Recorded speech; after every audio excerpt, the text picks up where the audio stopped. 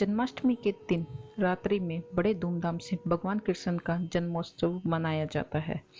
इस दौरान कान्हा के भक्त विधि विधान से पूजा भी करते हैं और व्रत भी रखते हैं। इसी के साथ ही जन्माष्टमी की कथा सुनने का बहुत बड़ा महत्व है। मान्यता है कि इसे जातक के जीवन में सभी दुख दूर हो जाते हैं और जीवन में सुख समृद्धि और खुशहाली आती है। तो चलिए सुनते हैं जन्माष्टमी पर श्री कृष्ण की जन्म कथा। पौराणिक कथाओं के अनुसार भाद्रपद माह कृष्ण पक्ष की अष्टमी तिथि को भगवान कृष्ण ने माता देवकी की 8वीं संतान के रूप में जन्म लिया था। कृष्ण जी का जन्म मथुरा में कंस के कारागार में हुआ था। माता देवकी राजा कंस की बहन थी। कंस को सत्ता का लालच था। उसने अपने पिता राजा उग्रसेन की राजगद्दी छीनकर उन्हें जेल में बंद कर दिया था और खुद मथुरा का राजा घोषित कर दिया था। राजा कंस अपनी बहन देवकी से बहुत प्यार करते थे। उन्होंने अपनी बहन का विवाह वासुदेव से करवाया था।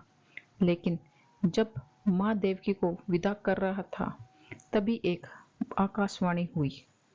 देवकी का 8वां पुत्र कंस की मौत का कारण बनेगा। यह सुनकर कंस डर गया। उसने तुरंत अपनी बहन और उनके पति वासुदेव को जेल में बंद कर दिया। उनके आसपास सैनिकों की कड़ी पहरेदारी लगा दी। कंस अपनी मौत के डर से देवकी और वासुदेव की 7 संतानों को मार चुका था।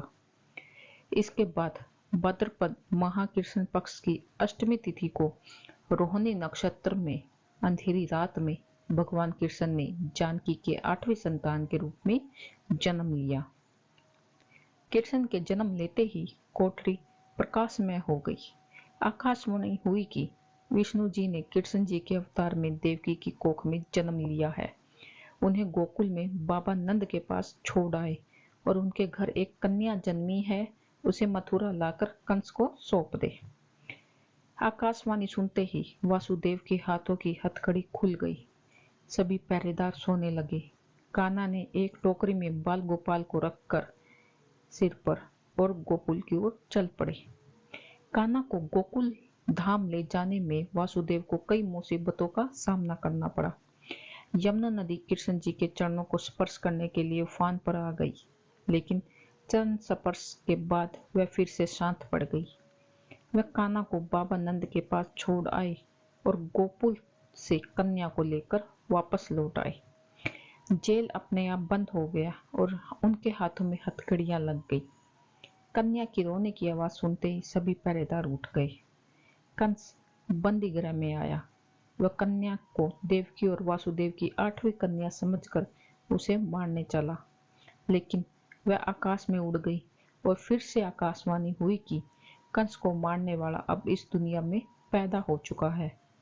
बाबा नंद और उनकी पत्नी माँ यशोदा ने कृष्ण जी का पालन पोषण किया।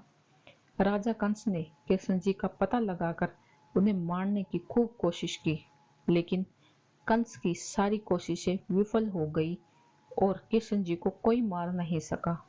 अंत में कृष्ण जी ने कंस का वध किया। राजा अग्रसेन को फिर मथुरा की राजगद्दी सौंप दी। इस तरह से जन्माष्टमी की व्रत कथा पूरी हुई। धन्यवाद।